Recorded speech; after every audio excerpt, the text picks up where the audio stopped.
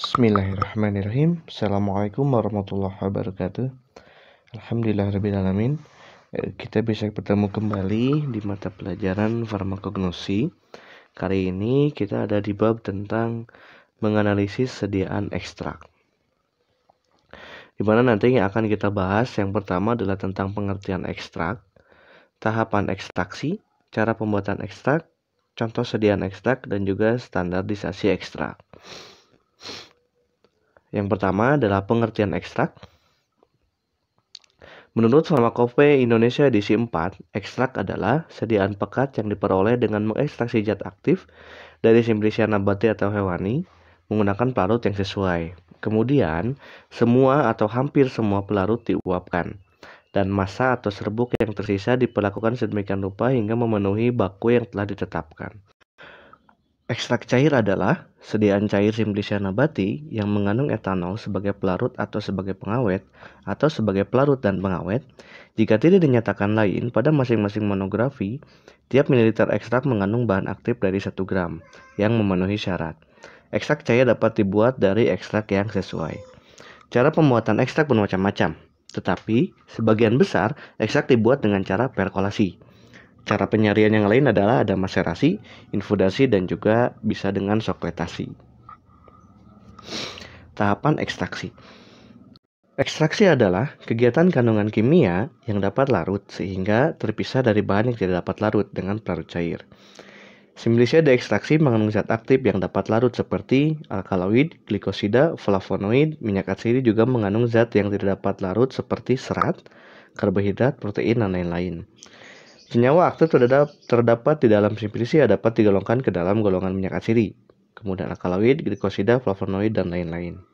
Struktur kimia yang berbeda-beda akan memengaruhi kelarutan serta stabilitas senyawa-senyawa tersebut terhadap pemanasan, udara, cahaya, logam berat, dan juga derajat keasaman. Dengan diketahuinya senyawa zat aktif yang dikandung Simplicia, maka akan mempermudah pemilihan pelarut dan cara ekstraksi yang tepat. Tahapan ekstraksi, secara umum, tahapan ekstraksi berturut-turut adalah yang pertama pembuatan serbuk Simplicia. Simplicia diserbukkan sesuai dengan derajat halus yang telah ditetapkan. Simplicia yang bentuknya seperti kulit kayu, kulit akar, dan biji, dia akan sukar larut ditembus atau sukar ditembus oleh pelarut sehingga perlu diserbukkan halus terlebih dahulu. Sedangkan Simplicia lunak seperti rimpang dan daun mudah ditembus oleh pelarut sehingga tidak perlu diserbuk halus. Dengan diserbukannya Simplicia ini, maka luas permukaan sentuh antara pelarut dan Simplicia akan semakin menjadi besar dan mudah proses penyaringannya atau proses ekstraksinya. Yang kedua adalah pembasahan. Sebelum dilakukan penyaringan, perlu dilakukan pembasahan serbuk Simplicia dengan sebagian atau sejumlah pelarut yang akan digunakan. Pembasahan ini bertujuan supaya pelarut menjadi lebih mudah memasuki pori-pori dalam Simplicia sehingga mempermudah penyaringan selanjutnya. Yang ketiga adalah penyaringan.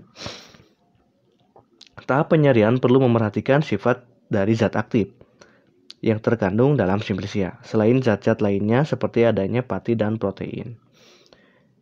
Jika zat aktif tahan pemanasan, maka cara penyaringan yang dipilih adalah maserasi atau perkolasi. Maksudnya jika zat aktif ini tidak tahan pemanasan, artinya dia rusak kalau suhunya terlalu tinggi, maka digunakan maserasi dan perkolasi di mana itu suhunya rendah. Tetapi jika zat aktif itu tahan panas atau tahan pemanasan, maka cara sokletasi bisa dipertimbangkan untuk digunakan. Selain tentu saja cara maserasi dan juga perkolasi. Jadi kalau dia tahan panas, bisa menggunakan sokletasi, itu perlu dipertimbangkan, adapun juga bisa maserasi dan juga perkolasi.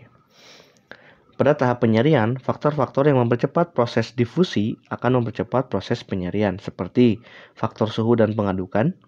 Sedangkan faktor yang memperlambat penyaringan diantaranya adalah kekentalan. Jadi semakin tinggi kekentalannya atau semakin kental, maka dia akan memperlambat atau akan lambat sekali untuk proses penyaringannya. Pemekatan. Yang terakhir adalah tentang pemekatan dari tahapan ekstraksi. Pemekatan ekstrak biasanya dilakukan dengan cara penguapan atau diuapkan. Cara penguapan hendaknya dilakukan dengan mempertimbangkan sifat zat aktif. Oleh sebab itu, cara penguapan dengan pengurangan tekanan sehingga suhu didih pelarut dapat diturunkan akan dapat menjamin zat aktif tidak rusak. Yang ketiga, cara pembuatan ekstrak. Penyarian simplisia dengan air dilakukan dengan cara maserasi, perkolasi, atau infudasi. Itu kalau dengan menggunakan pelarutnya adalah air. Kemudian kalau penyarian dengan pelarut etanol dilakukan dengan cara maserasi, perkolasi, atau juga sokretasi. Kemudian seandainya penyarian dilakukan dengan ether, maka cara yang digunakan adalah perkolasi. Setelah dilakukan penyarian, kemudian dilakukan pemekatan, dilakukan secara penyulingan atau diuapkan pada suhu tidak lebih dari 50 derajat Celcius sampai konsistensi yang dikehendaki. Jadi suhu yang digunakan lebih baik adalah tidak lebih dari 50 derajat Celcius. Kenapa? Agar zat aktif yang terkandung dalam simplisia tersebut tidak menjadi rusak. Yang keempat, contoh sediaan ekstrak. Nah, di sini ada salah satu contoh sediaan ekstrak, yaitu ekstrak belladonna. Cara pembuatan, perkolasi 100 bagian serbuk belladonna 85/100 dengan campuran etanol encer dan juga larutan asam asetat 2% volume per volume. Volumenya sama sehingga alkaloid tersari sempurna. Kemudian suling etanol dengan perkolat, biarkan di tempat sejuk selama 24 jam, tambahkan talak, kemudian saring, kemudian dicuci sisa dengan 100 bagian air. Cuci sisanya dengan 100 bagian air. Setelah itu diuapkan filtratnya atau hasilnya menurut cara yang tertera pada ekstrak hingga diperoleh ekstrak kental. Ekstrak ini akan mempunyai kadar alkaloid sebanyak 1,3%. Cara menguji kesempurnaan penyariannya yaitu kocok kuat-kuat, campuran 3 ml ether, 5 tetes amonia, dan 2 ml perkolat terakhir. Setelah itu diuapkan 2 ml lapisan ethernya. Kemudian larutkan sisa dalam 1 tetes larutan asam sulfat encer. Kemudian tambahkan 5 tetes air dan 1 tetes larutan kalium tetraiodida hidragirat. 2. Tidak terjadi kekeruhan. Jadi kalau ini tidak terjadi kekeruhan, maka penyariannya bisa dikatakan sempurna. Penyimpanan. Ekstrak belladonna dapat disimpan dalam bentuk kering yang dibuat dengan cara berikut ini. Gerus 1 bagian ekstrak kental dengan 2 bagian pati beras atau laktosa. Kemudian keringkan pada suhu tidak lebih dari 30 derajat Celcius. Tambahkan sejumlah pati beras atau laktosa lagi hingga tepat 3 bagian. Simpan dalam wadah berisi zat pengering. Standarisasi ekstrak.